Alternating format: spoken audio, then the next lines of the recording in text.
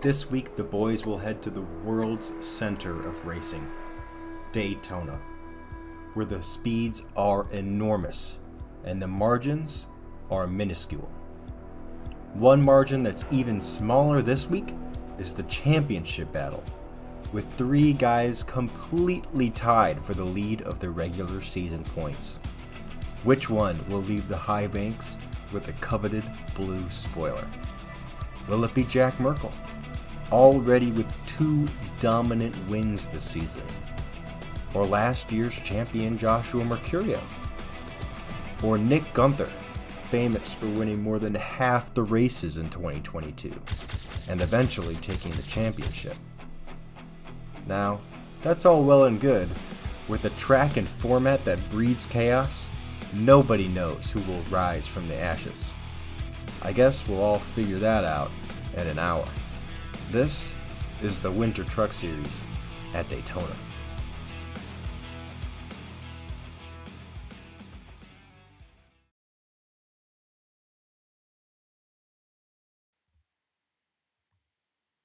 It's Daytona, baby. Welcome, everyone. We are back in action here for the NNSCRA Winter Series. And yeah, as you saw, it's Daytona. 1 hour timed race, Superspeedway racing. About as unusual as it gets as far as a style of racing, style of format. And we're going to be having a good time here. We're going to see who's going to claim that point lead. We've got 2 of the drivers mentioned there in that 3-way tie for the championship right now. For the championship lead, I should say. 2 of them are here, so one of them is going to emerge with that lead.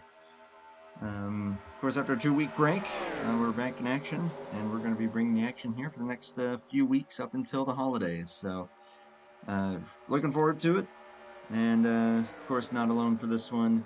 It's been kind of alternating between Blaine Donlon and Josh too for these races. Blaine is back up here once again. Blaine, as always, it's a pleasure to have you.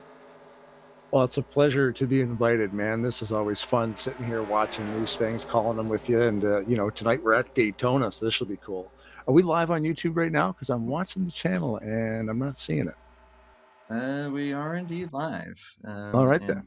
We've got my boy Isaac in the chat. Man, that's always good to see you popping in here, man. Good to see you. We're going to have some fun here tonight. While they're in their group qualifying session. Yes, you heard me say that right. It is group qualifying at Daytona. They are not just sitting on pit road. They are actually trying. So it's funny because we were talking about the group qualifying thing before, and in here it's great. In real life, they tried it a couple times, and not so much. Yeah, no, it did not end too well. But yeah, I mean, these guys are just having fun. Of course, there's no real money on the line, although I can't remember if there is an actual prize at the end or not. But regardless, yeah, we're gonna have some fun here tonight. And tonight is also going to mark the halfway point of the regular season here. After tonight, I've got the schedule open here. We have got Chicagoland next week, the 3rd, South Boston on the 10th, and then Simmons Plains, a track that I have never heard of in my life, on the 17th. What's it called? Simmons Plains. Simmons Plains. Sounds... Yeah. Is it a road course? Sounds like it's probably a road course. Possibly. Yeah, that would be the first road course. I think he did say it as a road course now that I'm thinking about it. Huh. And then, we're off for Christmas Eve. We're off for New Year's Eve. And then we wrap up the regular season at IMS Indianapolis. And boy, you want to talk about a wild card for the final race before the chase begins. It's Zenjoltis, baby. Oh my goodness. January 14th. You know what? How thick this community is. They'll be racing, even though we're not broadcasting anything on Christmas Day. I'm sure there'll be a league running a race somewhere. Oh, somewhere for sure. No doubt. Never fails. There's always somebody racing somewhere, even if it's Christmas Day, Thanksgiving, which is coming up this week. Yeah, 2 days away. But this week, Thanksgiving here, yes, sir. Up here in Canada, we're way ahead of you guys. We already had ours. I think the UK also had theirs, so yeah, that's all right. You guys are just ahead of us, so I know it works Just out. pick a date. Yeah. Pick a date. We'll do it.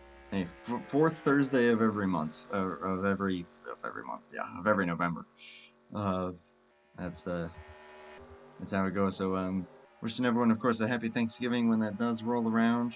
I will take this opportunity to plug my buddy Alex, AG the channel, is his YouTube handle. Go check out the Thanksgiving 500 that he recorded and will be posting on Thanksgiving Day. It will premiere at 10 a.m. Eastern Standard Time. And that's just a fun little offline race that he does for the past 10 years. He's been putting that thing on.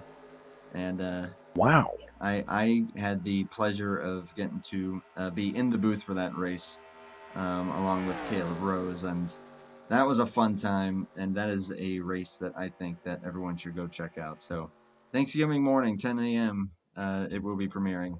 Go check it So out. the offline races are cool. Is he using real drivers? Did he make up fictional drivers? How's that work? So you basically, he has a set car set. In this case, I think it was 2000. Yeah, I'm pretty sure it was the Cup 2000 set.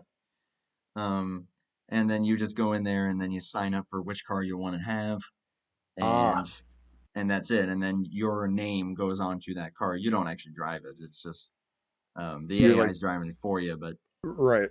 so like in your case, if you wanted, if say in that car set you wanted to sign up as Dale Jarrett's number 88, then then when the 88 took the lead, you'd say, "Here's Blaine Donlon taking the lead," and stuff like that. That's cool.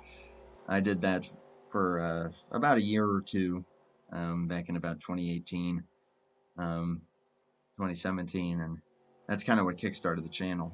And Of does course, he broadcast it live, or do you guys do it offline and edit the whole thing together? he edits the whole thing together. He um, That's a big he's production, got man, like because you got like names coming up and like graphics and stuff, and that's pretty yeah, cool. but he uses GNL TV just like we do. Yeah. And yeah, he goes in, he edits everything. He uses a little free cam. It's kind of like his establishing shot. So took a page out of your book there. Yeah, that's very fun. Free cam is so cool. Free cam is amazing. If I can find a way to actually be able to use it, that would be wonderful. The time will come, no doubt about it. But anyways, It is quirky. Windows I thinks it's a virus. That's the one. That's the yeah, one workaround. yeah. I You got to digress whitelist though. it. I'm over here hyping up other stuff. We're here tonight, and we're gonna be bringing you some NNSCRA action.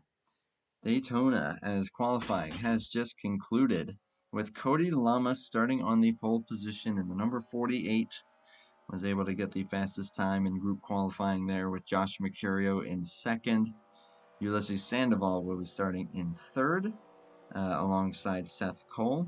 And then Garland Oaks, Emmanuel Hartnett, Matt McIntyre, Blake Warren, Michael Norman, Javier Negron, and Austin LaPlante all took lap times for this one. You've also, of course, got Nick Gunther in this race as well. And I believe that is the full field. Yeah, pretty much all the usual hitters here tonight that we've seen throughout the season. No Merkel once again, so don't know if he's just missing this one or what's going on there. But hey, either way, we are going to establish a point leader regardless. Yeah, I like the group qualifying. You can see that. I mean, the viewers can't see it, but the timing is so crazy. Like, how does he's that much faster? Lamas has that pole, but obviously in group qualifying, you can really take advantage of the draft, especially here at Superspeedway like Daytona. Mm-hmm. Yeah, if you can position yourself where you are like smack dab the last car in the draft, or actually like the fastest, is if you're able to get a gap to maybe like a group of 4 people in front of you, but then Yeah, there's maybe a slight gap to the person behind you, so you're kind of within a happy little medium there where you don't have to live for the people in front of you, but you have just that hair of an arrow push from the driver behind you. And I think that's probably how Cody may have gotten that lap. I wasn't really watching. I was too busy advertising someone else's YouTube channel. right, exactly. That's the thing too, and it's a 10-minute open session. Yeah, So exactly. that's a long time. That's probably 10 to 12 laps that you could run out there with a group or without a group. Like maybe that's why some drivers were cutting 45-second laps and other drivers were cutting almost 50-second laps because they just didn't have a partner out there, you know. And that's just how the cookie crumbles. If you're not ready to rock, you're not going to be in the draft. So, yeah, Austin on the plan. it's He a was long all by race though. himself. Yeah, 1 hour timed race again. I love these guys. They do the timed racing, so you'll see. Oh no, you hide your lap counter because this will be a full 100% race only because it's on a countdown timer of exactly 1 hour. So that's very, very cool. Yeah, and the pit window's interesting. The lap count is irrelevant. We'll just run as many laps as it takes to get to that 1 hour window. In this case, if we go green, I am going to guesstimate that we will probably go, let's see, probably about 80 laps would be my guess. Yep. Because maybe at a little speed less. in the draft, you're, as you can see here from the practice times, about 45 to 47-second laps. So it'll be interesting to see because the pit window too, it's this expected tank of fuel will last about 18 laps here, which is approximately 15 minutes of time. Yeah. Which, 15 times 4, it's a 60-minute race. So can they do it on 3 stops? They're going to need to pit 4 times just to be safe. We've had this happen here before where this thing really does come down. The last half of this race, your first 30 minutes, they're probably figuring it out. And then that last 30 minutes, you're going to start to see some weird pit strategies because guys want to make sure that they can get the maximum out of that tank. And, it's a very physics-driven simulator, so the less fuel in the tank, the lighter the car. Maybe you want to be almost empty at the end, but then you also got to think maybe you're going into overtime. You don't want that to happen either, because once that timer gets down that last couple minutes, they're going to try to do the green-white checker thing, and that could push you into OT, and you don't want to run out of fuel. Exactly. We've only had 1 OT so far. That was Milwaukee. Everything else has ended within the 1 hour. Did that lead to some people running out of gas, I think? It led to, actually, what I recall is that it led to a lot of people shredding gears. I remember Nick Gunther and Ulysses Sandoval both shredded 4th and were just racing amongst themselves. And that was especially a bummer for Nick after dominating that race. Ulysses he's got a chip on his shoulder. Yeah. Ulysses had trouble with the transmission there at Sonoma. It wasn't this league. You were helping me call it. Oh, it was Maverick. You lost all of them. We were wondering when Ulysses was going in reverse. Because that was the only he's having some transmission problems. The only gear he had left was R. So 1, 2, 3, 4 were gone. Neutral does nothing. So he was in reverse trying to get off the track. And we're like, okay. So hopefully the transmission shop down there at the Sandoval office has their stuff together and they figured it out this time. You can hold on to all your gears tonight, Ulysses. I mean, I can't imagine you're going to see much gear shift in here, so that's good. Ulysses was just in chat saying it's the throwback race. That was Charlotte, actually. Charlotte was the throwback race. But yeah, me and Josh 2 got to call that one. Fancy that. So far, I have been perfectly alternating between Blaine Donlon and Josh 2 as my commentators, and the trend continues tonight. Happy to be on the short list, man. It's always a lot of fun for me to just kind of sit here and run the stats and sort of have a different setup on all my monitors when I'm not hosting and streaming live. So, I mean, looks like we're ready to retire our grid position. Yep, we'll get on and off track there. Did I start on pole there in the lotto queue? Oh no, I was 3rd. Okay. Oh, that would have been funny.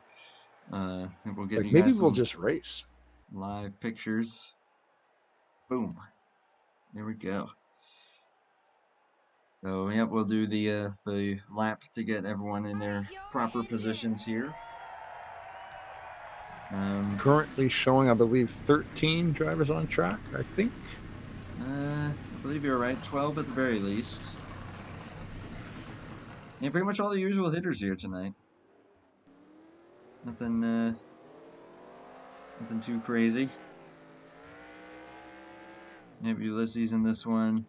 I know Gunther is going to try to get his first win of the season. He has come oh so close pretty much every single race so far. So competitive. But whether it have been strategy or just some bad luck, or especially, oh my gosh, especially when he shredded the gear at Milwaukee, I knew as soon as that happened, there was Yeah. going to be some smoke out the ears, and understandably so, when you have something like that happen when he was in a really, really, really strong fight for the win with the 24 of Jack Merkel. But we'll take the false green flag here.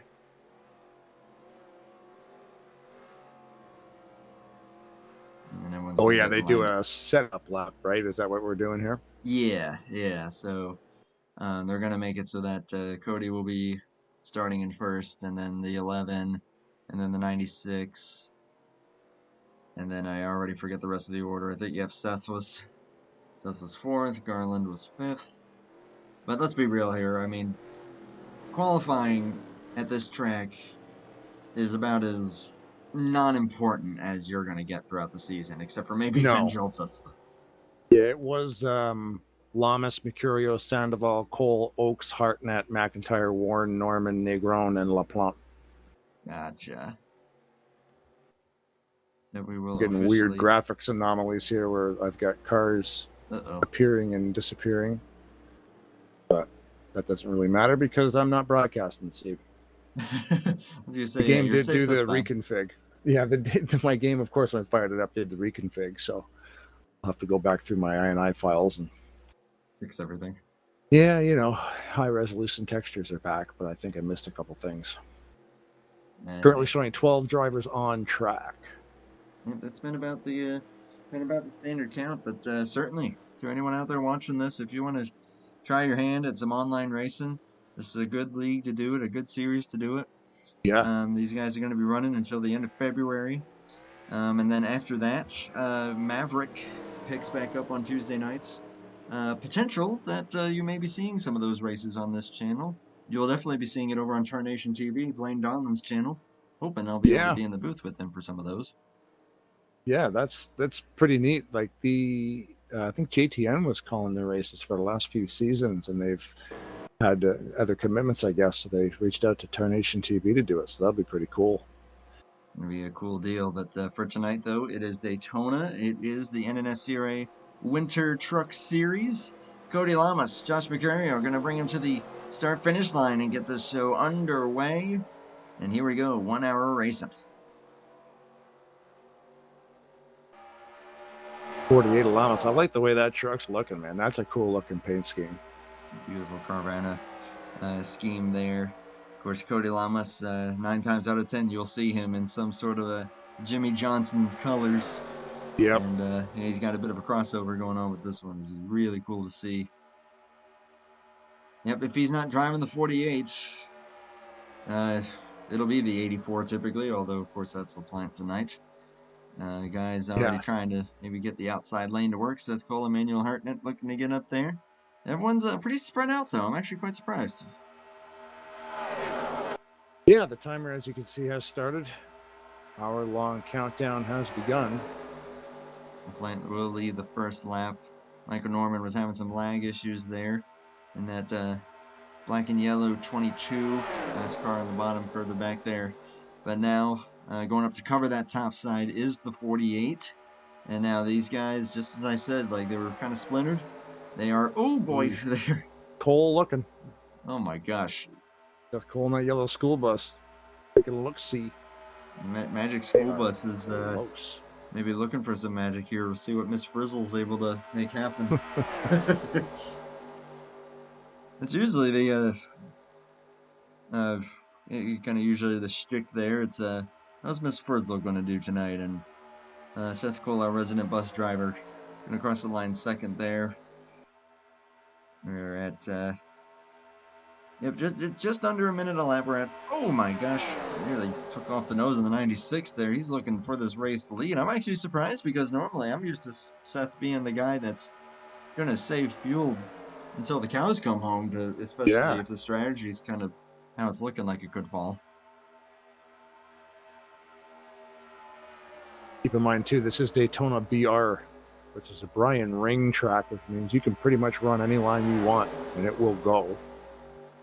Yeah, we definitely like seeing that. So many. I think Daytona is probably the track in NR that has the most different iterations of it. And yeah, a lot of the like the BR version, the TR versions as well. I think also tend to really favor multi-lane racing. TR, maybe even the outside is preferred. The inside can tend to get a little bit tight. But yeah, I'm with you here. It's looking pretty racy as Josh Mercurio is looking to the inside now to try to get up there. Hartnett's going to go with him. I was just going to say I've been focused on Hartnett. He's just been chilling there. He's just been waiting. Yeah. And we can see why. He made the right move there, right to the front, no doubt about it. Gonna probably lead this lap here, and will do so by about half truck length in that Florida Lottery number 83, reigning most recent winner at Charlotte in commanding fashion. Now looking to do the same thing here, although there ain't gonna be no commanding fashion in a race like this.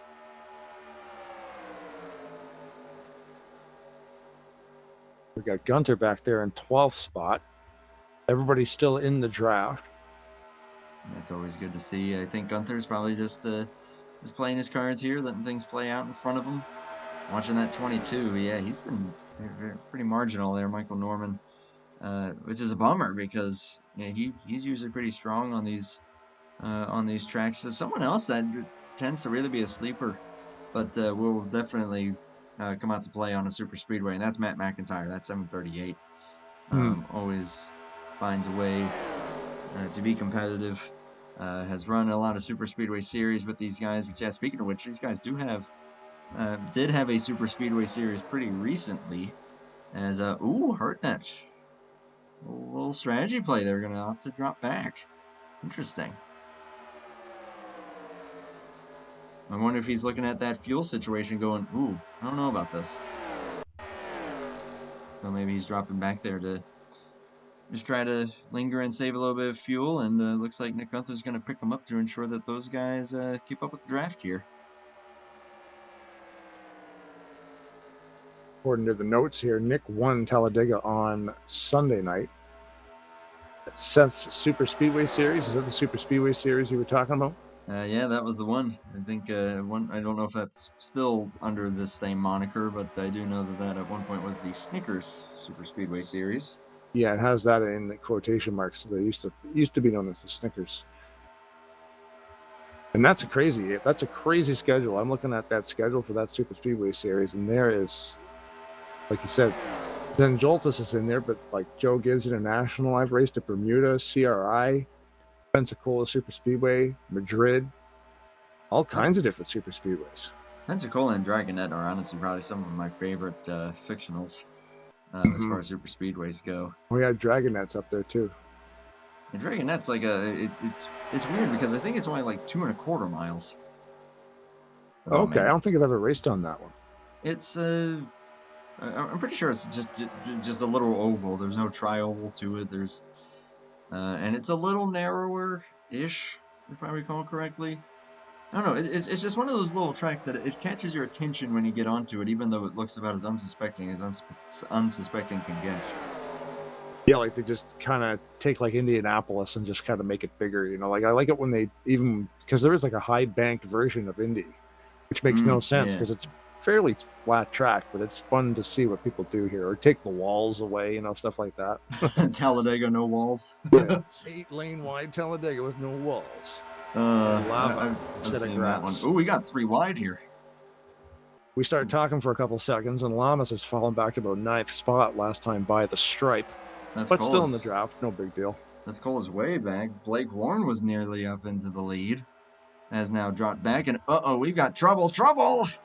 Matt McIntyre has had an issue of some sort in the middle of the pack. Yeah, 2 cars have gone around with Norman. That might be the yellow. I'll keep an eye on the chat. Yellow flag is out, race back to the line. And that race back will be led by Josh Mercurio himself in the number 11. Yeah, that. So Back that we up have and see what officially happened there. established the caution rule is that it must be 2 cars are spun out. If it's just one, even if it's contact, that is not a caution. It must be 2 or more cars actually physically getting into trouble. I'm just going. Yeah, he lost all power. Yeah, that yeah, it That looked like truck he just went from suddenly like, stopped moving. yeah, he went like from 190 mile an hour or 195 mile an hour and then just started dropping.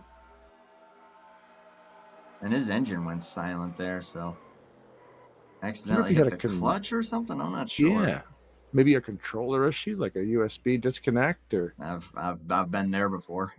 yeah. I mean, that But would then he got it be back. yeah. It seems to be running fine now. That's And interesting. it did take a couple of hits there, both him and the 22, but nothing too bad. Which I think for moderate damage, I think these guys would be just fine. Go ahead and I get wonder a about that though. If you did lose controller connection, the truck would have gone around. I would think, like it would have drifted up the track. He was able to hold his line. yeah. He was holding his line pretty well there, so the spectator cam maybe not the best view for this. Nick Gunther did also get involved there, but was able to keep it straight. Just some contact with those two, but I doubt that would have even caused him any harm. These guys should be Yeah, I was gonna say, lovely. are you able to reconnect to the broadcast? You should be. I'm coming back in now. Hopefully, Because your stream is dead too, so yeah. Hopefully, you the have stream to. will come back on here. Yeah, if you start broadcasting again with OBS, it should reattach itself. Yeah, it said connection reestablished on OBS. Yeah, that's Anyone good. in chat who is possibly watching this, can you please Yeah, give I'm me on a the heads up? YouTube app here too, so I'm just waiting. Okay. Tap to retry. And of course, yeah, we went green in that time, so Yep, we're good. We're live again. awesome. Okay. Sorry everybody. That was unexpected. Yep, I lost We are everything. green again. I lost internet on here. I lost internet on my phone. I'm pretty sure my partner just lost internet. So yeah, that was just a full-blown blip on my end. So my apologies. Let's get back Are to you live on picture. Wi-Fi? Nope, it reconnected. I'm hardwired, so we're Very good. hardline, okay. Because I know a Wi-Fi connection, if somebody starts up the microwave, they're like, popcorn's good, but maybe Oh, no gosh popcorn. darn it! Now something else is happening. Can you hear me? Curio, I can, yes. Uh-oh.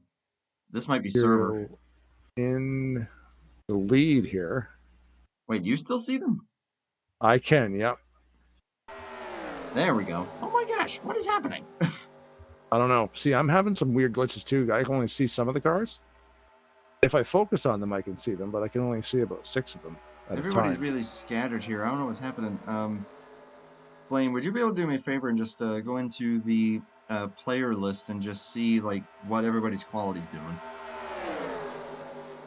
I've got green all the way up. including me?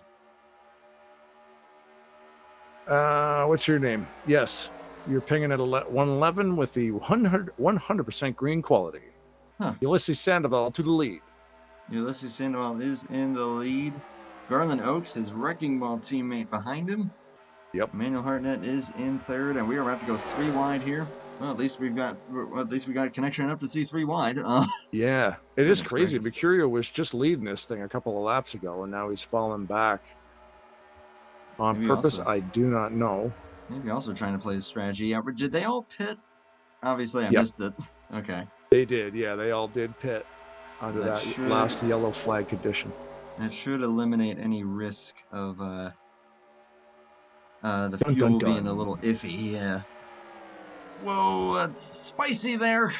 Yeah, just a little bit. That's one word for it. They're running at a track. Cody Lamas was trying to split the middle there. Door got firmly shut, and that nearly put Austin LaPlante into trouble there in the 84, that purple truck. We're going to come up to third place here with Blake Bourne behind him. It's another guy to look out for on these super speedways. Do they have a yellow line rule?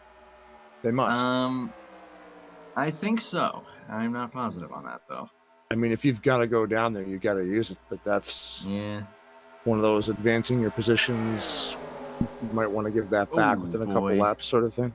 I think someone that might need to go down there is the 22. He's still having big internet issues here. Kind of like me. Javier Negron coming up here in the 04, his second start of the season. And yeah, kind of as expected. I wasn't expecting things to really be too rough there for McIntyre and Norman as far as speed goes. McIntyre looking pretty solid here. He's got the 11 behind him. Gunther's still just lurking. Still just keeping up with the pack. Same with Still. LaPlante. Like, these guys are just kind of there watching. You know, we haven't really talked about them much, but Austin LaPlante as well in that 84, that purple rig. Yeah. There goes. Just following the right people. There goes Warren trying to make a move up front here. Is not going to work out for him, and it looks like he's probably going to end up dropping back. I would imagine these guys, with when they pitted, are probably going to end up needing to pit again around lap 30 or so. Would be my rough estimate based on the fuel window that, both from what we've been told and also the many times of running CTS physics in Superspeedway on 2 times pit frequency. Right. Yeah, I forget about that too. The different physics package does make a big difference because the weight of the vehicles, the drag, all that kind of stuff. Yeah. You know, it's weird. I actually find it more difficult to run cup physics at a super speedway because the engine RPMs are only maxed out at 7,000, and if you're the fuel running tank is smaller. If you're running it as a plate track, you can change it to a different. If you changed the INI file for a super speedway to just make it a speedway, you could run like 230 mile an hour around here. That is true, actually. In the cup physics, yeah, because the restrictor plate, I can't remember. I think there's 5 different track types: 0, 1, 2, 3, 4, and the super speedway type would have a restrictor plate if you ran cup physics, which maxes it out at 7,000. I'm pretty sure. Yeah. So if you just changed Daytona from a super speedway to like a speedway, and then you could take the plate away, and you get, you know, full RPM. You could set the car up to just go crazy fast. Like, you can get them up to like 230 plus in the draft. It's pretty wild. They're impossible to hold on to. Yeah. I remember actually, running, especially in GNS. I remember like whenever it was a GNS race, them guys, because those things would also only max out 7,000. But a lot of leagues that I was in, like early on, and when I started this around 2017, they would change the track type so that you would get full RPM out of it. Granted, granted, most of them were fixed setup, and those setups typically were keeping it at about these speeds, around 190 to 200.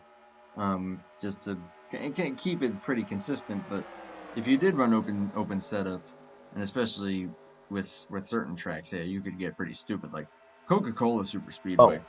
I was just gonna say 3 miles is like, and see, like, if you opened up the Coca-Cola track folder and you found the INI file for that track, like track.ini, there's a line in that config file that's track type, and it's a number.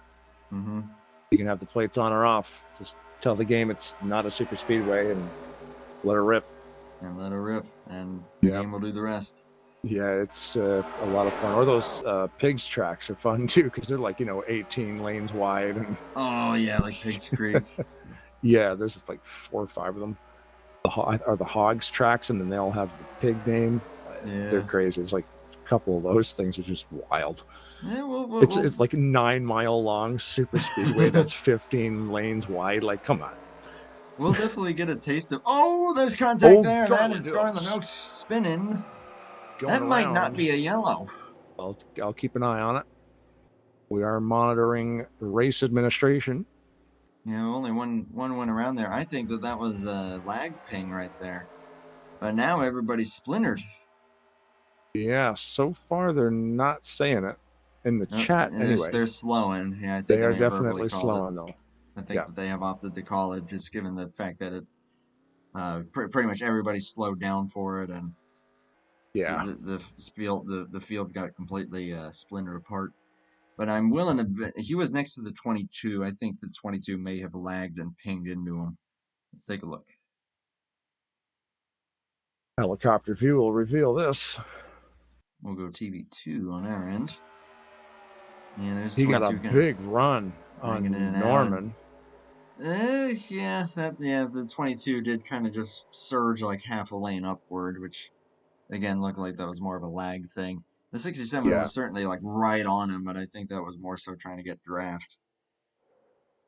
So yeah, I think just kind of an unlucky deal with lag. I'm sure that they have told Norman about it and he knows what's going on. Yeah, bummed for Norman that that's happening to him because, yeah, he's usually quite the contender in this thing. Yeah, Now, just currently we've got. Oh, sorry, go ahead. Oh yeah, currently we've got Ulysses Sandoval leading 8 laps, as well as Josh Mercurio. 3 laps led by Cody Lamas, 2 by Emmanuel Hartnett, and 1 lap led by Seth Cole himself. Everybody else, nothing. And everybody has pit once. It looks like everybody now is going to have a second pit stop. Twice here. With okay, I just want to make sure that my timer is still accurate, given that whole situation I went through. I've got 39 minutes. Does your timer say 39 minutes 23 seconds? Right there. Yep. Okay, so it has. Okay, so it's staying where it needs to. Very good. As Garland's having a bit of a tough time getting into his stall. Oh my gosh, they're gonna pin him that way. Oh man. Strategy playing out here, though. I think LaPlante is about to take the lead here. Norman went in first, and he definitely did not come out first. No. Yeah, just a varying strategy here. Some guys opting to play it safe. Oh, did LaPlante stay out? I think he LaPlante definitely pitted, out. but it looks like he may have just done like a very rapid splash and go. Oh, yeah. Okay. He was way ahead. Yeah, that's pretty much everybody. And I can't see its car because of, reasons. Uh-oh. It's something. This has happened to me before where I just get these inconsistent view of the cars. I don't know why. It happened to Brian Wolf and I in one race. I was calling it. He could only see half the cars, and I could see the other half of the cars. So it was very strange anomaly. And tonight we are using Radmin to connect to this race, but we weren't in the other scenario, so I don't really know what it is. I guess it's just weird little gremlins in the system sometimes. Yeah, I can't imagine that Radman would be causing that. It definitely may have caused some of the instabilities that we've seen, but I can't imagine it would be anything graphical. I mean, and Radman works like it. You're able to host a game session from your own PC, but you don't have to share your IP because obviously that can be a security issue. So it's kind of cool that they've created this. It's basically a VPN. Yeah. Speaking of which, this video is sponsored by NordVPN. No, I'm just kidding. Yeah, exactly. Don't use a VPN. God, they're horrible. Anyway, green flag racing. We are green. LaPlante and Warren on the front row this time around. Warren with a great shove. Let's see if he's going to be able to get clear. Not quite. Warren getting clear is sponsored in part by NordVPN. Ooh, strategy. All right. What is this? We saw Hartnett do this earlier. And LaPlante has said, you know what? I feel better just running back here. So that is what he's going to do. Interesting. Ooh, that 22 is making me nervous. It's one thing if he was like blinking in and out, but he's doing some sweeping. Yeah. Oof. I hate to admit it, but he's going to be a bit of a factor here. Oh, he's got trouble. He's got big trouble. Oh, he's crashing, and that is Mercurio. Goodness gracious, ladies and gentlemen, this rolling truck brought to you in part by NordVPN. Oh my God. Insert the coupon code 22 at checkout for 22% off your next purchase. And that flip was sponsored by, I think that was Buffalo Wild Wings. I don't know. He just retired. And Mercurio is also done. He is smoking. Yeah. I was going to say Norman was definitely on fire, and I do believe Mercurio is also cooked the engine. If he gets around to the pits and retires, we'll see exactly what. I I like to mean, see what it was. It'll say camshaft. It'll say, piston. It'll tell you why, even though in it's this just an case, I think engine. it's just straight up going to be accident. Yeah, engine accident. Yeah, he merged into the lagging 22 there and It should say catch fence on. Is it what it should went say? flying. Oh man, the guy battling for the championship, as we were talking about with the 4 and the 24, Yeah. is going to be in big trouble. I know that if he can keep that thing running, I think probably for that very reason he may try to keep going.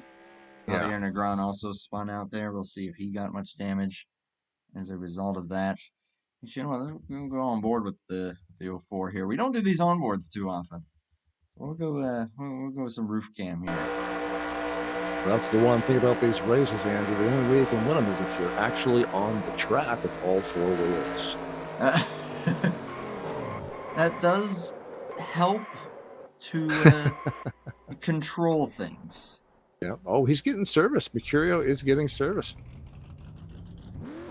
Josh Mercurio on the pit road right now in the 11 truck. He has got a whole fleet of brand new tires on that thing, and he will seek repairs. And I think he's going to So be sitting he's there going to for a keep it little running. while. Yeah, maybe. But like you said, though, it'll be good for him to just keep rolling because laps count, man. I mean, if another truck gets grenaded, there's another couple of points. You can leapfrog a couple more people here. He's going to be hoping that the 4 gets involved in something. Yeah. That's his main competitor pretty much for this thing. As here they all come down pit road once again. Some Oh, confusion Garland there. having trouble there. 8 getting tangled up. Overshooting their pits a little bit. Yep. I imagine, yep, just gonna for those that are gonna try to keep track positions, it's gonna be a splash and go. That's what it looked like for the 83 and the 96. I think I saw the 48 will probably be third here. I mean, we're still not quite halfway yet, so and with a pack of only 12, which is now going to be down to 10, basically. As here comes the 11, he's coming out. He's gonna give it a shot. This race is wildness, says TarnationTV. Yeah, Pretty to funny, anyone man, who's watching this that is not subscribed to TarnationTV, go check out the absolutely amazing quality of Blaine's streams. Oh my gosh. Thanks, Yes, buddy. I am going to give you the biggest swelled head that I can give you while I can. Because you like, for real. I took what everybody did and then I watched a lot of broadcasts and I'm like, oh, I didn't know people were doing this because I got away from the game for a little while. And I bought this thing brand new in 2003 or late 2002. And I've always loved papyrus racing simulators. And, you race online when the Sierra network was on there. I had my account. You get on there and you race with guys. And didn't really dabble too much in the league setup. I raced a lot of offline stuff because I liked running the championship mode and whatever. I need to get away from it for a little while and just figured that the thing died. And then I'm like, 4 gigabyte patch, what's that? Of course, Sierra's long gone, but online racing leagues, right? And it's like, here we are back at it again, watching people broadcast it. I'm going, okay, how's that work? Researched how the tickers were scrolling and all that stuff and sort of just watched what everybody did and sort of copied all you guys and tried to make it my own, and I guess I'm doing something right because here we are doing it. You're doing it. Got a lot of subscribers. I'm sorry to I will take this moment to tangent to the fact that the 48 has fallen out of the server. And actually, nope, there he is. He's back there now, yep. Somewhere. I don't know how he's gotten there. That, out of nowhere, he's just like on the track on the back straightaway. Yeah, I think that's him falling a lap down, probably. If I had to guess. But yeah, everyone I think got a little confused there, but we are green. As pack will be down to 10. Mercurio, oh my goodness. Well, yeah, we're showing 11, but Mercurio is definitely going to be off pace. 157 miles per hour compared to, I mean, sure, it's like, oh, he doesn't have draft. I know that for the most part, for most setups, you're usually running about 180 with no draft when you've got a clean truck. He's in rough shape, and I'm not surprised. I mean, yeah, we saw what happened to him, but he's gonna try. I know that he's gonna try and hope that some other shenanigans happens here. But well, when you hope too, with we're exactly halfway through this event right now, 30 minutes left on the clock, as you can see on the top right of your screen. Yeah, we got 30 minutes, 30 seconds. Or excuse me, LaPlante getting on the apron there. You don't have the race up on the YouTube. Oh my gosh, I'm so sorry. The cover screen. Thank you for that. Yep, I just noticed that now. I'm like, look at the top right of your screen. I'm like, oh, there's nothing there.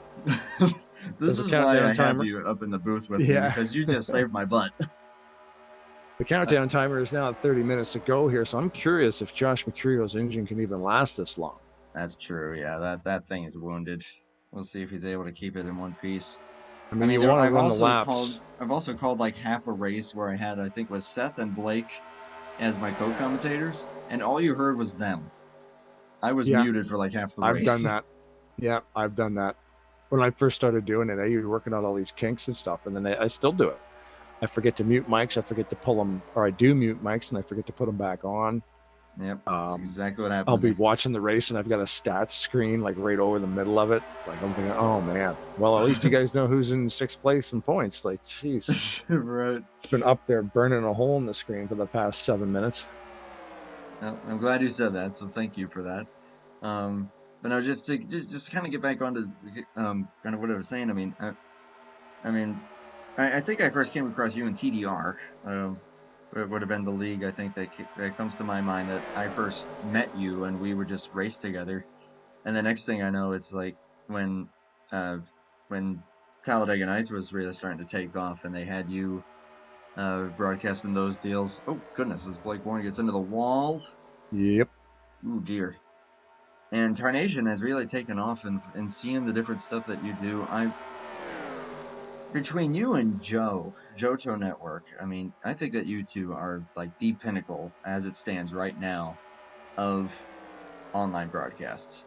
Thanks, man. Nothing against FRN. FRN does an incredible job, but I mean, a big part of also what they do is iRacing, and I've got mad respect for what Seth and Matt Rod and all of them do as well. So, credits to really all three of you.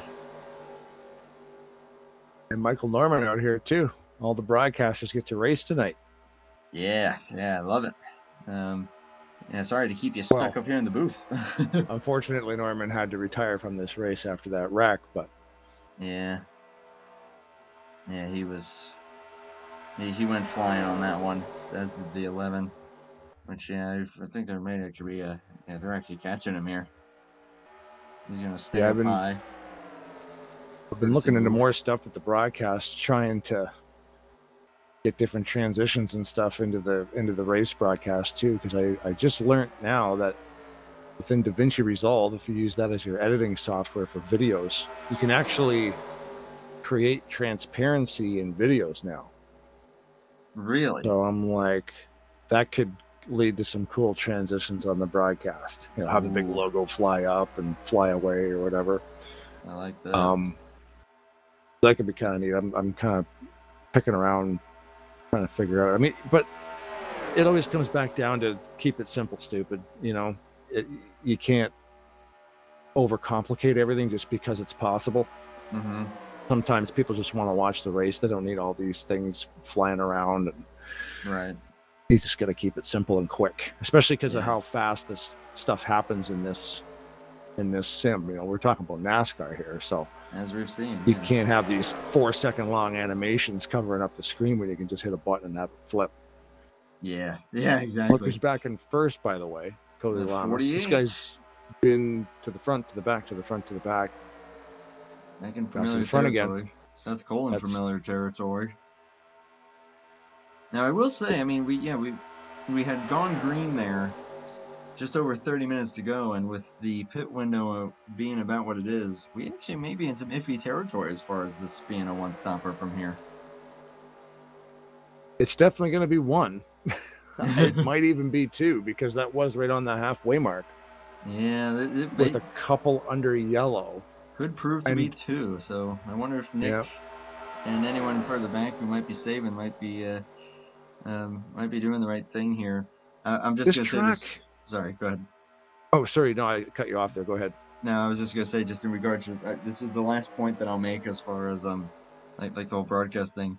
I mean, whenever I'm watching one of your streams, I mean, you say you're keeping it simple, and at the end of the day, you are, but it seems anything but, because you've got you've got the intro music for the countdown of when you're waiting to start it with your friend's music there, which, by the way, Yeah. that music kicks butt, I will say.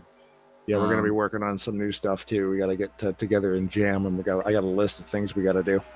There's some bump draft in there, and then you got your official like startup with that typo negative song, which is awesome. And the amount of graphics that you do put into it, it's just the right amount of like, here's everything Production. you need. Yeah, production. It's the right amount of production without overcomplicating it, like you said. Again, dude, I cannot. I feel like I'm more fanboying out at you right now. Well, thanks for the kind words, but yeah, it's like it's filling up those spaces and sort of making it a show, right? Like there's always, it's all in line on my trigger list, like this is screen number 1, this is going to be screen number 2, this is going to be screen number 3. So it's just a process of 1, 2, 3, 4, and then once you're in the race, I've got mute buttons and hold buttons and all these different behind the scenes fail safes. If the ticker's not working, I can reset it. Like it's all on hotkeys, right? So it took a long time to kind of get that broadcast to where it is to make it happen. Hey, it's paid off for you. So to everyone watching who is not subscribed to TarnationTV, JoJo Network, or the Flatout Racing Network, go subscribe to those people right now. You will not be disappointed. I can tell you. Yeah, we're that all one right big now. happy family, and every day of the week you can watch something. Amen to These that. guys are using this whole track. This is what I was going to say before. This track is insane because we'll be watching Lamas lead this thing, and then Seth will get ahead of him by like 4 truck lengths, and then Seth's in the back again. Like it doesn't make any sense. Right back in. Oh, there's Josh. Oh my gosh, that's just ugh. The bad spot right there. Yeah, coming out of turn 4 right into the tri-oval. This is the 40th lap tonight. So Cody throwing some blocks there a moment ago. 23 minutes remaining. The last pit stop will probably be taking place somewhere between 15 minutes and 20 minutes remaining. And yeah, as you said, we are now 40 laps into this thing. 3 cautions, if my counting serves me correctly, 3 or 4. Again, everything's been a little thrown off after that internet problem. So apologies to anyone watching this back in the future if there's just a giant chunk missing of the stream. Yeah. Well, you know why. Yeah. That's the great thing with YouTube, though. You could actually crop that out of there, but yeah. But what will happen? What will happen? If you're watching it live, there's a bunch of dead space. But once the race is done, and then it goes into just being a video, like once it's not live. 4. It actually won't be. It won't be dead space. Because there was no signal, YouTube will actually tighten that gap up. So it'll just be like a quick 10-second boom, boom. So it'll just cut right to the... Because there was no signal, it'll just be... Yeah. I've had it happen on Tarnation before where something weird happens. That's another thing I've done accidentally more than once is not start the broadcast stream. Like, oh yeah, start stream, start talking, and then forget to click go live on YouTube. Whoops. Yeah. Yep, that's live, but not live. Yeah. No, don't know what happened there with the 04. I know that it looks like Gunther's trying to pick him back up, trying to keep these guys in the draft. That's going to be tough to do without losing the draft himself.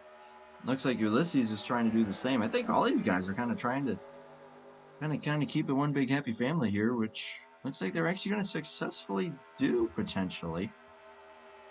Yeah, Javier's still holding him at 196. Yeah, I think he should be in good shape. He's trying to hold on to this draft, which...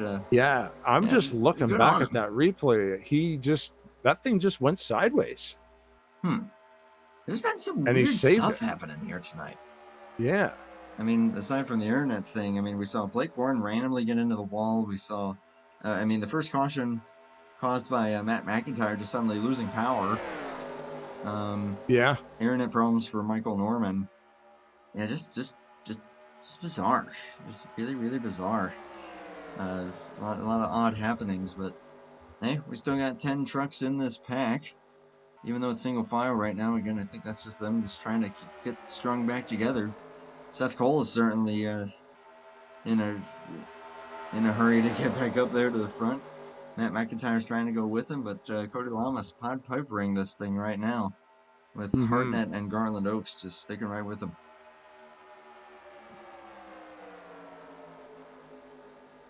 Garland Oaks always in that Dr. Pepper truck. Love me some Dr. Pepper. Favorite soda pop? Go ahead. Mine's Dr. Pepper. I don't drink soda. Yeah, me neither. But when I do, it's a Dr. Pepper. Might have a couple times a month, maybe. I don't always used to drink them every day. But when I do, I prefer Dr. Pepper.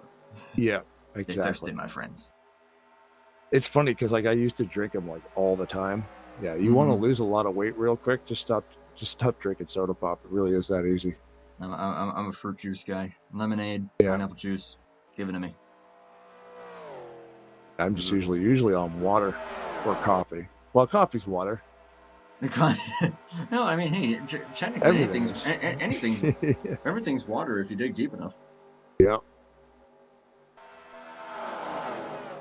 Josh's engine in that 11 truck, even though it caught some pretty horrific damage, the thing's still holding together. I'm expecting it to just pop, like he's only 3 laps. I mean, he's 3 laps down, but he's still running at the minimum speed, I guess. Yep.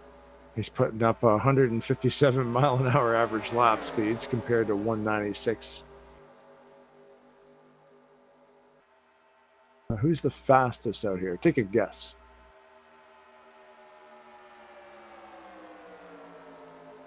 It's actually the fastest lap tonight with a 197.4 mile an hour average and a 45.591 second lap average. The 11 of Josh Mercurio. Yeah.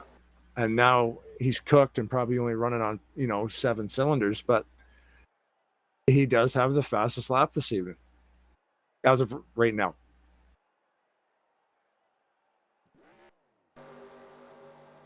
Yep.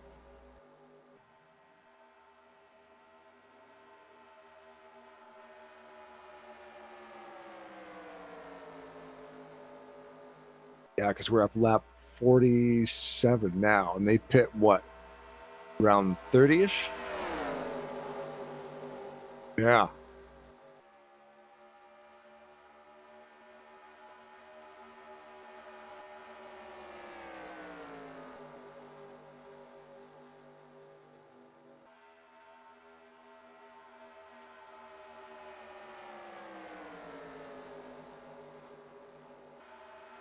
Yep.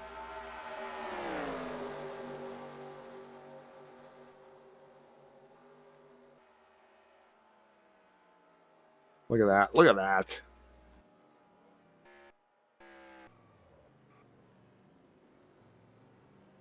Who missed? Yeah, somebody missed it.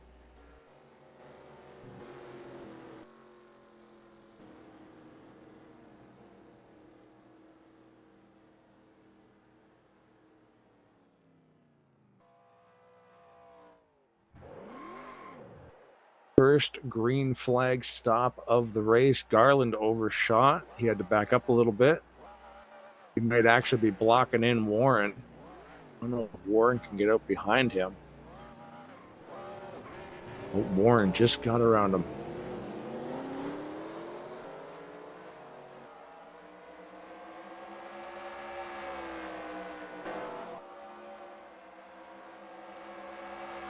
You got to watch them penalties too. That solid line is there, but unfortunately for Garland, he overshot that pistol. That costs a lot of time when it's under green flag condition. Should be all right though.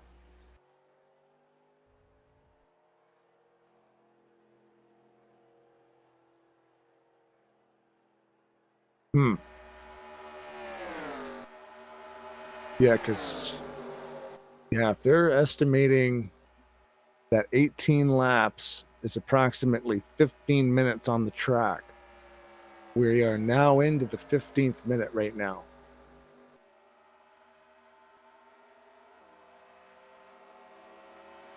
Ooh.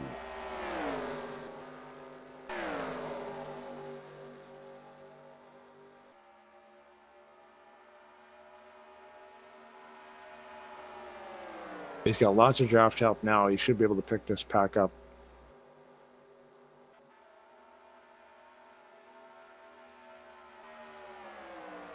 Yeah, they might drive away from him, unfortunately.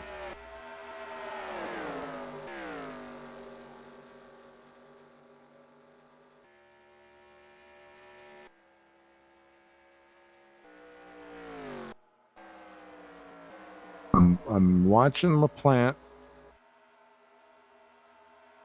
He's still pulling a 192 mile an hour right here. But yeah, that pack's pulling away. Yeah.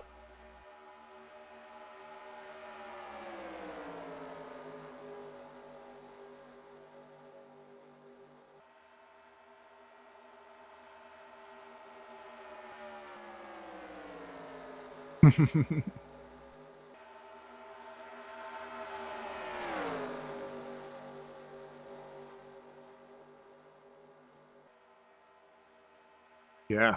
Yeah, it looks like LaPlante is just now losing the draft. He's down to 188 from 192 miles per hour. So the draft is fading. 197. Yeah, every lap he loses about a mile an hour or two. Yeah, a little bit. Couple things did. Not a lot of space out there. Looks like, yeah, it looks like Ulysses had a run, but decided against it. I thought he was definitely gonna. Yeah, I thought he was gonna for sure pull out and go for it, but yeah, yep. Well, we all know that number 8, the Superspeedway guy, rocking that old.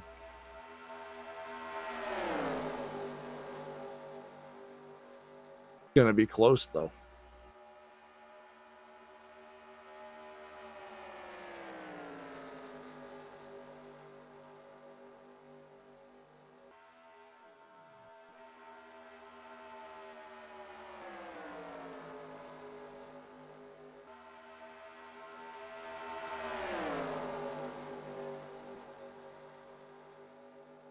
Just drive it. Yeah. Cody Lamas has led 19 laps tonight. That'll be 20 right there. Most laps led. Oh, Ulysses has 16. Yeah.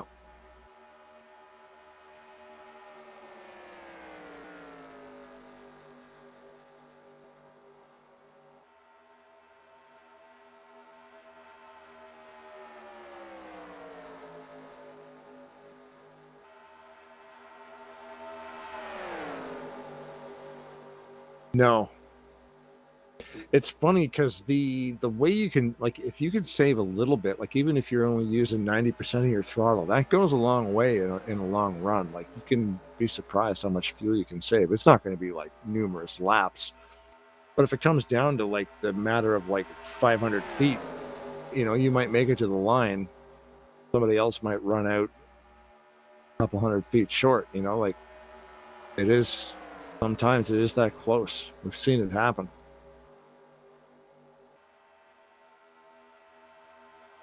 Yeah.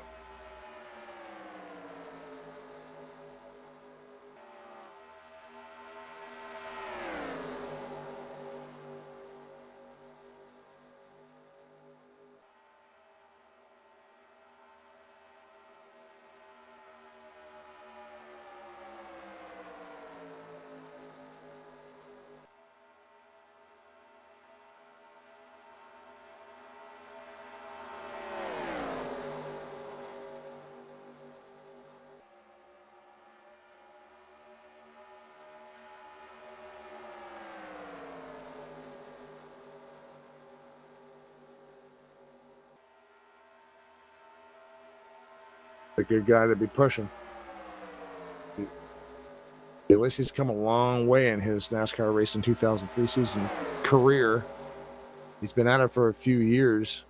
Some of us have been at this for decades.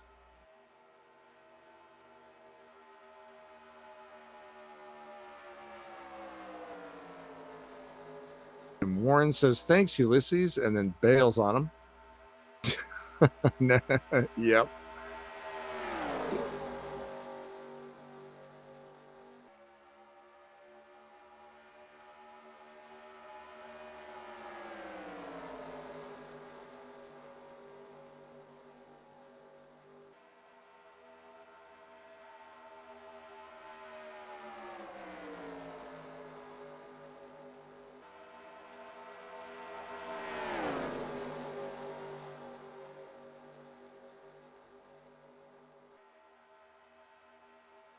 Yeah, that chat's hopping tonight.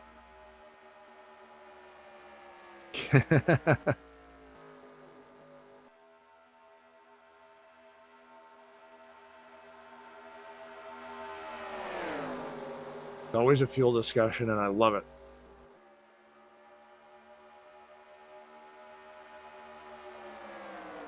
Always a fuel discussion. Which is cool because this league runs the timer, you know, and it really does. It's a completely different strategy than what we're used to. You don't know how many laps you're going to have to run.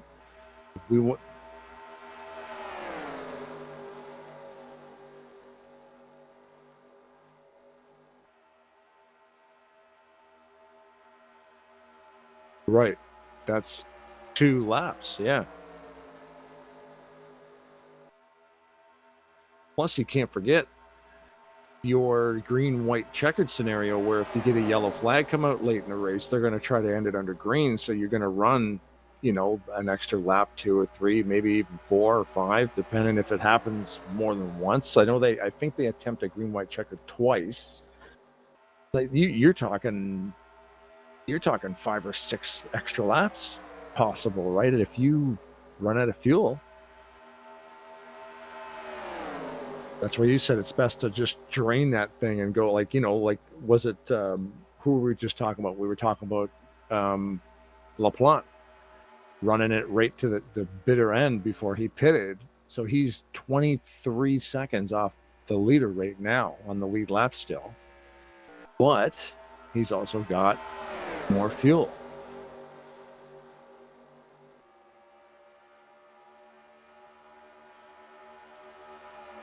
You know, with the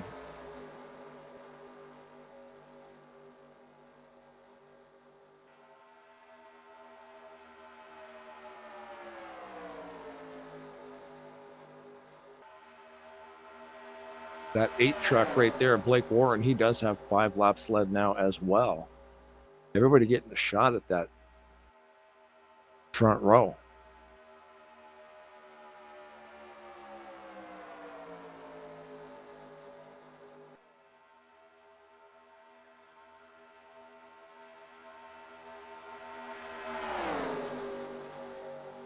It's funny though. This could rubber band right back. You got Emmanuel Hartnett right behind the 8 of Blake Warren, and then you get some help down there. There's McIntyre. If they stay down there, you know. Nope.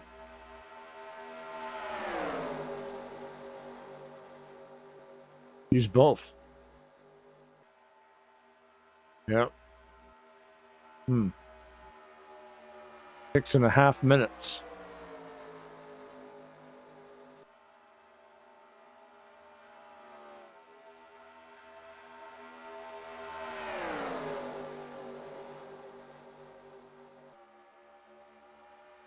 We're still unsure about the fuel mileage. It's always going to be close.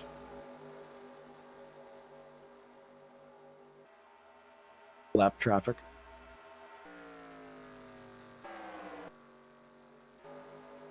Javier Negron in the 04.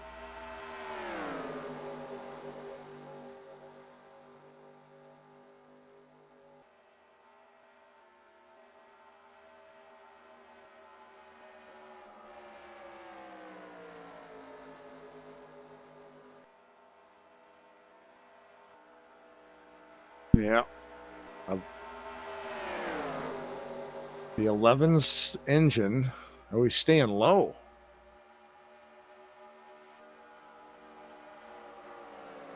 Yeah, so like he'd be in the old 4's way. So he wants to go low to avoid everybody. Big bump into the corner. Holy moly. Emmanuel Hartnett just put the chrome horn right to Blake Warren. That looked very, very aggressive, but that was pretty awesome.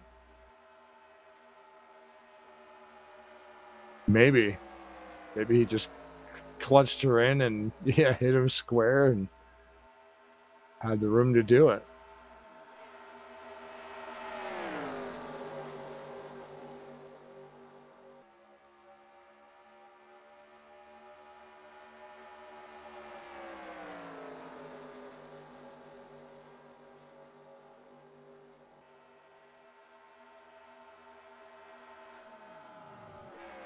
That's a possibility. I'm not listening to the audio.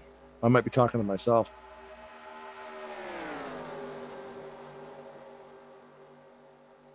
Yeah, because I'm not hearing you on the stream. Oh my gosh. Oh my goodness. I just did it again. I was just talking about it and I did it again. Every single time. Yeah, 100%. I've got the stream up, but obviously I can't listen to it because I'll just be hearing myself talk. Yeah. Oh, I'm sorry, everybody. Oh my gosh. This stream. Josh, Yeah, you're I back am on so there now. I sorry for can the hear you. disaster that this stream has been, because I'm pretty sure that means that my audio was not going through the entire freaking day. And then the internet thing happened. It was because Well, then how it did was go going off because again? I was checking it at the start. Maybe your internet issue, you may have muted yourself. Maybe. I don't know. Well, regardless. 3 minutes Thank you, to go. RJ. And now we've got 2 broadcasters. Yes, yes. There's always been 2 broadcasters. I've just been talking to myself. My headset just decided it broke. And by headset, I mean just my microphone. Referring to like an actual booth headset. Well, yeah, everyone's just dropped like 10 miles an hour. Yeah. I think they just realized, uh-oh. Yeah. Like I can monitor the stream, but I can't monitor the audio. I'm going to start. Oh, yeah. What is, they are really trying to conserve fuel here now. Boy. Yeah, some are, some aren't. That is stacking these guys up. 2 minutes, 45 seconds to go. We've got audio. We've got internet. We've got Cody Lamas leading. This stream has been a disaster, but the race has been pretty darn awesome. We've got RJ Bishop and a tech support department. Thank you, RJ. Plugged Andrew's mic back in. Oh my. Oh no! Oh my goodness gracious me. And that Can you might be the Uh-oh. green white checkered you were just mentioning. Yeah, but they kept it straight, but they went airborne. What's going to happen here? We got Blake Warren trying to take the lead. Back to the line. Going full throttle. I think they threw it. Yep, yellow is out. Chat says yellow is out. Race back to the line. Isn't going to change much. Blake's going to try. Not going to be able to make that work. It will be Lamas leading them back here. I've got to imagine that they are going to all come in for a splash and go. Yeah, because now we're into that final minute, so we're now going into overtime. This will officially be overtime. We will go ahead and get a replay here. Seth Colin to Garland Oaks, sending them nearly into the fence. Oh my goodness. My apologies to everybody, especially Joshua Mercurio, who paid for this stream for me to apparently not talk at all, and for my internet to crap out on me. So, yeah, and unfortunately, this has not been a stream of all time. I just can't hear it. I mean, I can if I turn it up, but then I'm listening to myself, and I can't do it. And that's another one of those weird little twitches that he just had there. He just kind of went up the track all of a sudden. Yeah. Man, that's strange. He's a keyboard guy. Yeah. But yeah, that just seemed like a weird little twitch there all of a sudden. I don't know. We'll get one more look here. Credit to them for, I mean, they never went more than 100, never went more than 90 degrees around there. But still went airborne. We'll see how much damage those guys have. And here we go. The money stop. Yep. This with is 15 seconds. I guess it's going to be a splash. We're going to hear the ding of magic here, which, oh yeah, how can I also forget the fact that you, Blaine, we'll let the timer run out here. Boom. Cha-ching. Cha-ching.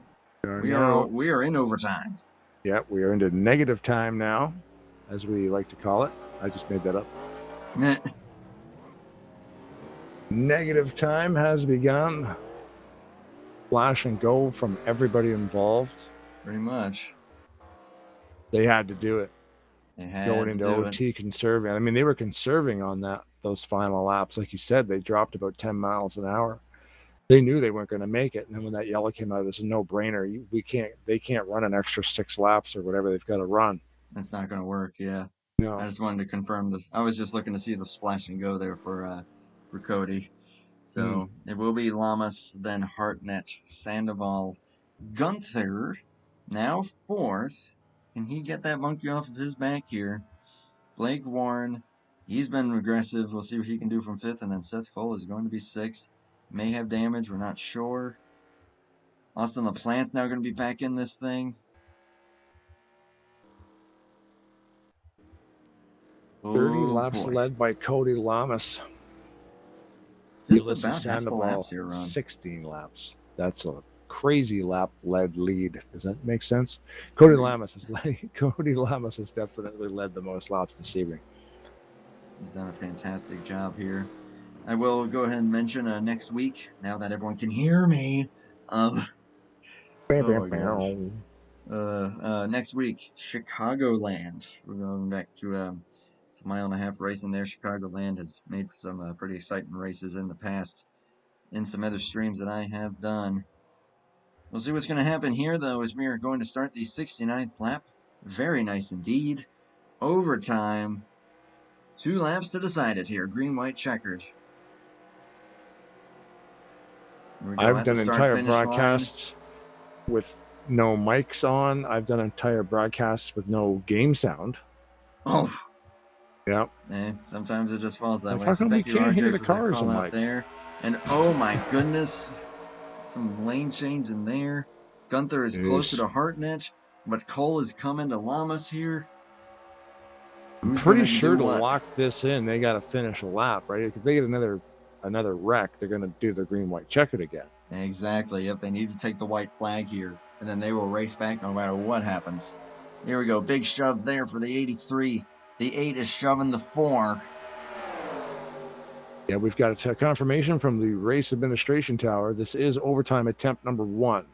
And it is going to be the only attempt as we are taking the white flag here. This is going to be it. 70 laps officially run here, and they are just deadlocked right now, lane by lane, like side by side. Emmanuel got the lead at the stripe there. Got the nod there, just barely. Our Seth, oh no, bad bump from the white 4. Flag is up. That may have done it there for Hartnett, but now the door's going to be open for someone to try on the 48. Can Seth Cole get clear to try to make a move? He's going to just push him, it looks like. If you got to do something, you got to do it now. And that's a spin there! Oh, and it continues for Gunther. Lamas, however, looks like he's going to be able to get this thing from Cole and Sandoval. 48 from the pole. Wow. Is going to win it at Daytona.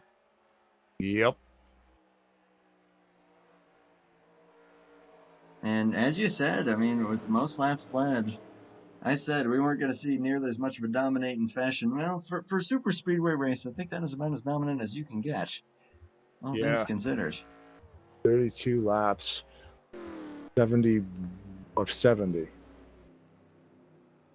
Congratulatory hits there from the 96. Around they go. I believe that the official results here at the line are going to be the 48 and then 78.96. 738 Correct. did get his lap back, and he was able to get around that. So he is going to wind up in P4. And then, yeah, everyone else is in the process of retiring here, so results will be a little bit skewed. With about 4 minutes of overtime, Cody We're Lamas takes the checker. gonna watch him burn it down here. So far, winners this season have been. Oh goodness, there's one there for you. Oh my!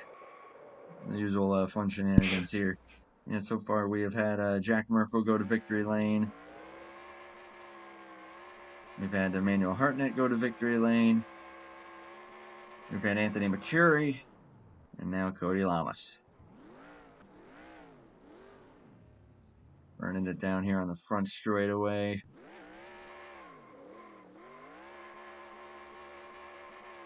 Not sponsored by NordVPN. Although I don't think that joke is going to make any sense because no one heard it. That's a possibility. Oh, I heard boy. my half of it. Yeah, you heard. Oh my gosh! Between the internet issue and then getting stuck on the placeholder screen for a bit there, and me muting my mic the whole time. That's all good, dude. It's gonna be just one of those streams. It happens. So thank you and apologies to everybody. User joined your channel. But hey, it falls that way sometimes. And hey, you at least got to see all the good stuff. Because even when the internet was out, User joined your it channel. all worked out that we got to see the majority. We've got all these guys coming in here to talk. We've got our top 3 finishers. We're going to go ahead and go down the order. We're going to start with Sandoval here, going to finish P3. Great run for you tonight. You were pretty consistent throughout. But yeah, Daytona timed race. I guess I'll ask you kind of what it was User like joined your worrying channel. more about time versus laps as far as the timer went. Well, first of all, what's up? What's up? Yeah, it was too difficult to predict how much fuel were you supposed to take. Most of me and Josh and I were thinking about not saving fuel to the end, or just take half, or maybe take at least a splash. But at the end, somebody lost his tire, so we knew that tire wear was the issue then. So I tried to take tires on that last restart, but didn't pay off. But at least I'm gonna take a top 3, and for the first time, I'm here with my buddy Andrew in the Top Dragster channel. First time here, so it's nice to meet y'all. Good to talk again. to you, man. Yeah, but like in this new booth, nice to meet you again then. And all the audience, the new audience that watches you. What's that? It was the Ulysses Sexy Sandoval is here. Yeah, this is definitely a stream of all time where we had apparently I totally either remuted myself or never unmuted myself from the promo package. So there was a big stretch of race there that my voice was not heard, but hey, that's okay. Blaine's voice is way better to hear anyway. Shucks. But no, just going back to you, Ulysses. Yeah, I mean, we only had the one green flag pit stop there. I'm sure the pressure kind of had to be on there, but just give me an idea of like how much fuel were you trying to save there? Because until the very end of that run, it looked like you guys were just going flat out.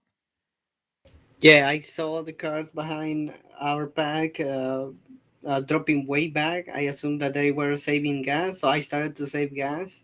But I was concerned because I knew I wouldn't make it to the end, or if I will save enough, if I saved, I wouldn't save enough for the end.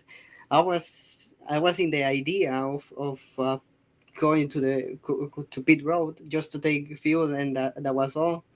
But after that last break, everything changed because somebody lost a tire. Tire where was the issue, so I took tires, but some people did it, so that cost me a bunch of spots that I was certainly sure that I was gonna take on that green flag run, but well, I will never get to see the end of that strategy. But it was pretty new.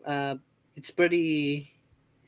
I don't know how to describe this new strategy. By instead of looking at the laps projected, you need to look at the time, how much fuel, how much time is your fuel run gonna give you. That's why I love this league. It's pretty different. It's trying something new. It's very interesting, and it's very entertaining. The strategy is very entertaining over here. I think it's entertaining, for sure. Blaine, you got anything for Ulysses here? Yeah, I mean, I'm a big fan of the timed races too. The strategy is crazy because you don't know how long the race is going to go. You get stuck in overtime with no gas, and it's who knows what's going to happen. But how many team? I see Ulysses. You always seem to have your teammates. You guys follow into different leagues. You know, Garland is there with you. Javier is not far behind. Like, you guys always you travel together as a team, eh? Oh yeah, our organization is in pretty much in most of the leagues. It's in NSCRA, Primetime, Talladega Nights, Full Throttle, SMO, AMP, NHSL, all the Maverick. So yeah, we're everywhere. We're spreading out, and we have a lot of members. Among them, we have Seth Cole, NNSCRA, we have Josh Mercurio, and all of those guys. So I met a lot of friends over here. So I'm glad to. Oh well, I like racing with them in every league. That's great, man. That's so cool. Yeah, we love having you out here, man. I'll let you have the floor for some shout outs here, and then we'll keep going forward here. Were y'all able to see my throwback for tonight's throwback race? Is Oh the yeah. old is the old paint scheme that I use in Primetime Talladega Nights, and since I'm using the Icebreakers one, I wanted to bring the good old paint scheme, the green one, back at least for one race for tonight's throwback race.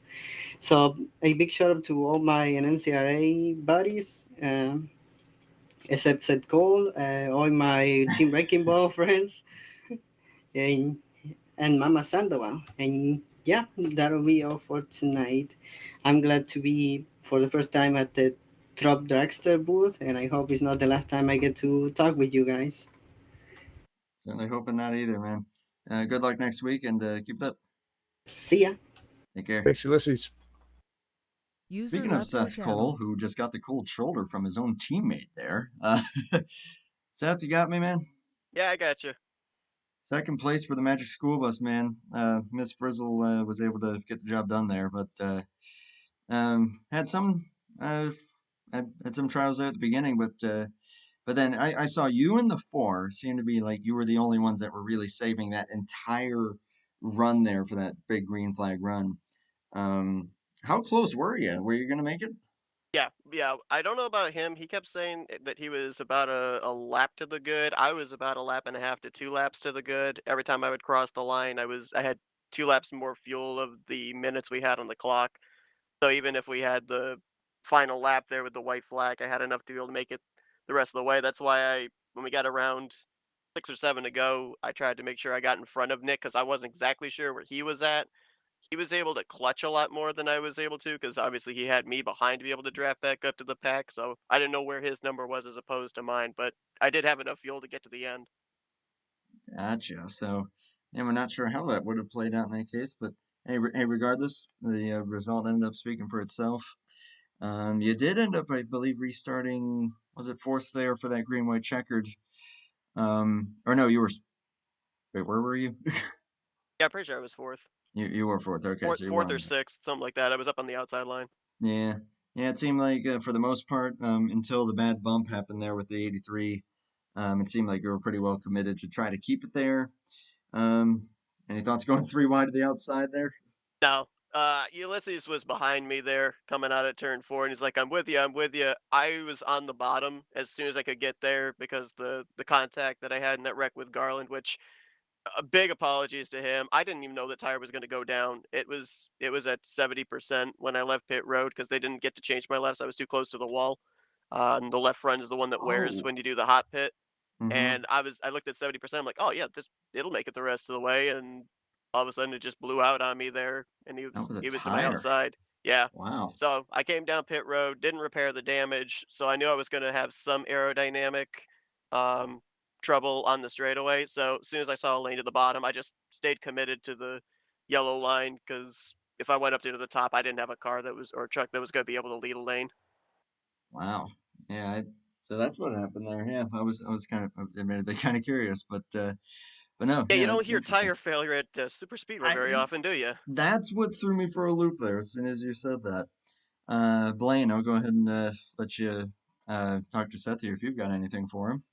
Yeah, I was actually going to bring up the tire thing because I heard Ulysses mention the tires going down. I'm thinking, what? But yeah, that makes total sense now because we saw your truck, do the little bob and weaving motion there. You were saying it was because of the hot pit. Like, is that consistently happens that way every time? The left sides will take the hit. Depends on the racetrack, but at least for me, usually it is the left front.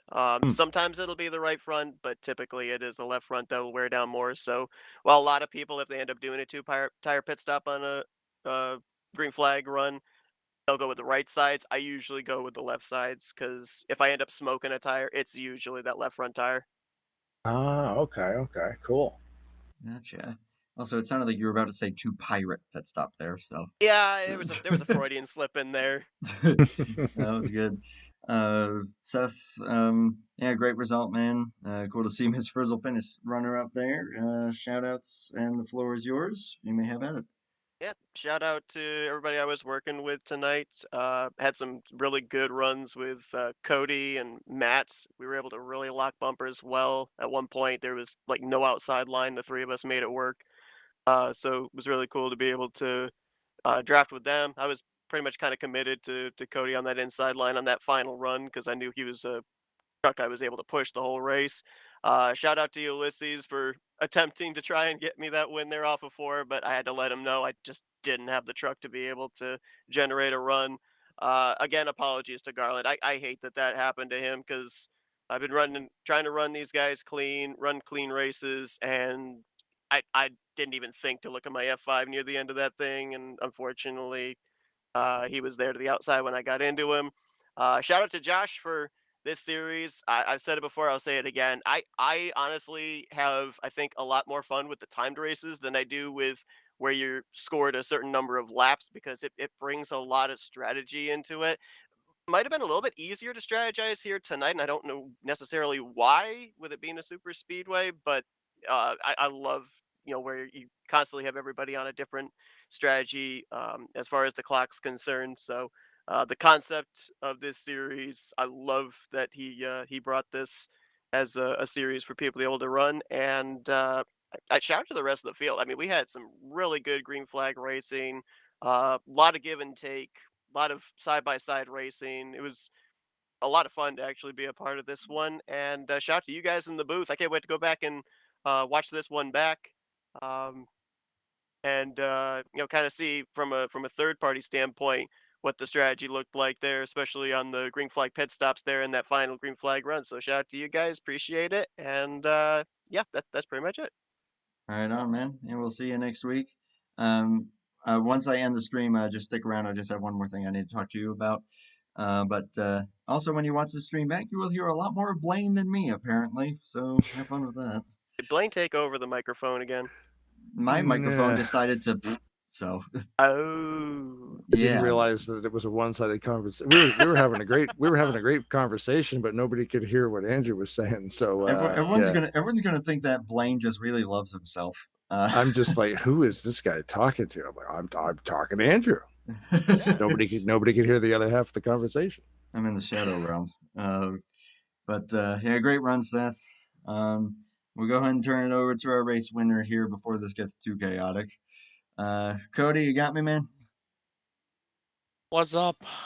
What's up? Race winner, race dominator, all things considered, leaned just about half of the laps tonight. pole sitter. That's about as dominating of a fashion as you can get for Daytona standards. But yeah, you were easily the most consistent as well. So, but again, I mean, I got to go into that final run and ask you, since you were the leading that for the most part, either you or Blake, um, did it really occur to you that like fuel might be a bit of a question mark there, or are you just like, yeah, just gung ho, let's go for this thing? It's really hard to say. I mean, I was paying attention to it because I noticed, I believe Blake started clutching with like it was like 10 laps left or 10 whatever the timer 10 laps.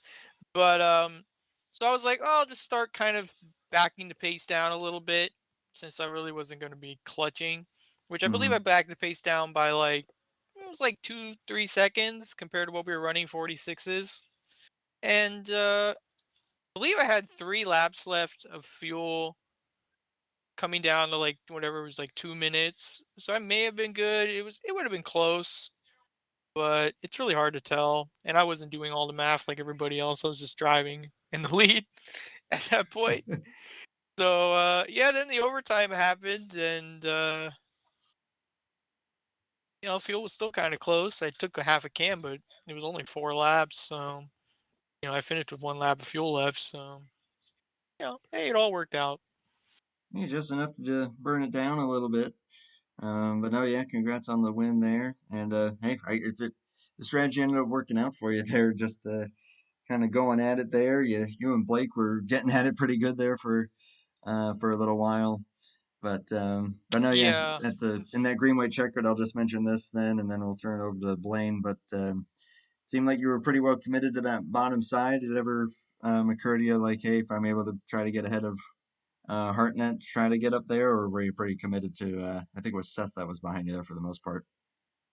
Yeah, I'm gonna say one thing before we rewind a little bit, but yeah, the Blake stuff was very sketchy. Like, I believe he pushed me a lot in mid corner, and I was pretty sideways at least 4 or 5 times, and I made a comment on it during the race.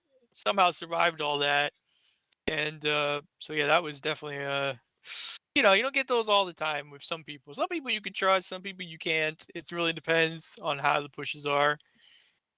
So yeah, that was definitely interesting.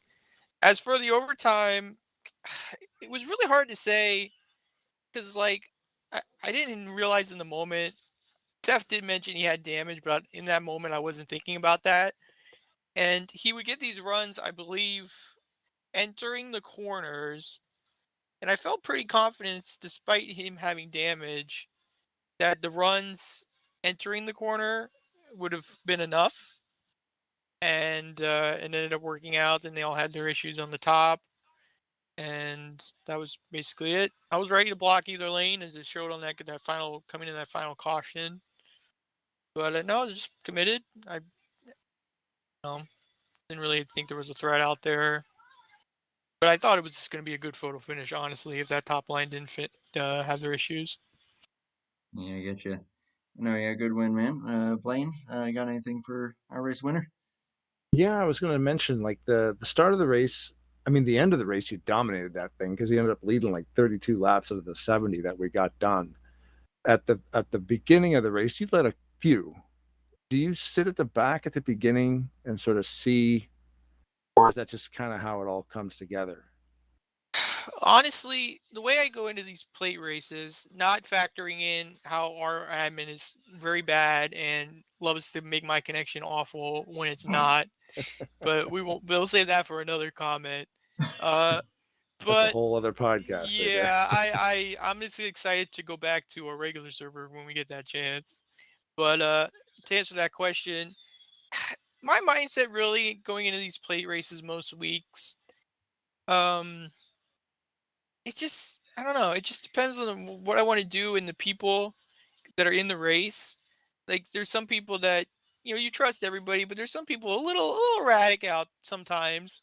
So sometimes it's warranted to hang in the back and chill out. Um, but that race there, I just kind of felt like going for it, and then I got to the back, and it was like, well, I'll just hang out. Couldn't really pass because, like Seth said, we were the only two that could really make the top work in the beginning. And yeah, I don't know. It really depends. on the given week. Not really depending on the race, but it just really depends on who's around you. And I trusted the people that were around me at the end. Yeah, it was fun watching you race, man, because especially with the aggressive blocking and stuff, that always makes it super exciting. Yeah, Fun. yeah. Blake was trying really hard. Shout out to him. He really was doing good that race. Probably one of his good ones in a while. But you like to do the blocks, but just not anything egregious, as we've seen some people do in many races. Hey, fair point right there. Any final shout outs or closing thoughts for you? The floor is yours. Shout out to RM and VPN for their shitty inconsistency setup. Oh wait, can I say that? Whoops, beep that Whoa. out. Beep that out. Beep that out. And shout out to you guys. I look forward to watching the broadcast back and seeing you probably switching off of my car a bunch of times from all the amounts of blinks that I was hearing that I was doing throughout the race. And shout out to Josh. This series, the timer is cool, like Seth said, but I will say, like I said last week, it does make the race feel really long. And that's a good thing or a bad thing. But no, it's just fun. We're in our play weeks for all the leagues this time, so we'll go out and do another one now. And hey, you got another win on that one. And let's see. I mean, it's funny at the end of the day. I mean, a lot of races that a lot of us do in these leagues are usually last about an hour or so. And yet, when the timer's on there, yeah, you're right. It feels so much longer. I say that every week. I'm like, I was every week in this series. I say that. I'm like, it's This is crazy. forever. It's crazy. It's just something about a timer. It's like when you Yeah. look at your F4 fuel, it makes it feel longer as well. And don't worry, you'll send I'll send a notice for your fine for swearing in the mail. So don't worry. Oh, God. Look out for that. No, I'm just Well, kidding. that's I'm gonna take that out of the server funding for us getting the old server back. You're at fault for our admin. Good win, great job. We have good luck at with you next week at Chicagoland, man. All right. Thanks, Cody. Congratulations. Blaine, any closing thoughts from you, my friend? No, man, it's again great race. User left your channel. Always awesome to be asked to sit in the co-hosting chair here at Top Dragster Network. So yeah, looking forward to the upcoming races, man, that we get to sit here and watch, and it's a lot of fun. Thanks, man. Right on, brother. And looking forward to Chicagoland. We'll see if we'll see who I can get in the booth. Hopefully Blaine again. I'm hoping that maybe I can get you and Josh up in here for the That'd be same, cool. User same joined race. your That would be channel. pretty cool. So we'll definitely look for doing that. There's Josh. I'm just wrapping up the stream here now, man. I will just give you a heads up, and I will say this on air. I am so sorry for the fact that for a good chunk of that race, you only hear Blaine and not me. Oh no! Oh no! Oh well, that yeah. happens. It's okay. Yeah, that's one of those broadcasts that I would like to forget for many reasons. But Well, hey, it was I a don't great know. race, and we had fun. I don't know if you mentioned it, but Ulysses Sandoval is your new championship leader. Ooh, okay. Yep. Oh, The long shot. He points are in. The points are in. He is 1 point lead over Nick Gunther. So 1 point over Gunther. Wow. Yeah, you know what? Let's go ahead and What? pull that up right now, just while we're here Nice. before we officially wrap this up. Sandoval with 1 point over Gunther. Mercurio is 2 back. Cole only 3 back. Oh my goodness. It's Yeah. literally 1 point back all the way down to Merkel in, what's that, 6th? Yeah, 6th place. Yep. Man. The points in Chicagoland's this gonna be series are fun. awesome. Just all separated by one. That's So- wild. Yeah, we're looking forward to Chicagoland. I mean, I'm going to wrap this thing up here just before it runs too long. Yeah, thanks, man, for the show that you're putting on here, and credit to you for lasting that thing to the end. Right. Yeah, good job. We'll see you all guys next week. I promise I will not accidentally mute myself the entire race, and my internet will be good, and I will not accidentally also have the placeholder screen up for a couple laps as well. My goodness, I need to do better, but it will be better next time. Thank you, Blaine, for joining me again. Congrats to Cody Lamas. We will see you all in a week's time. Take care.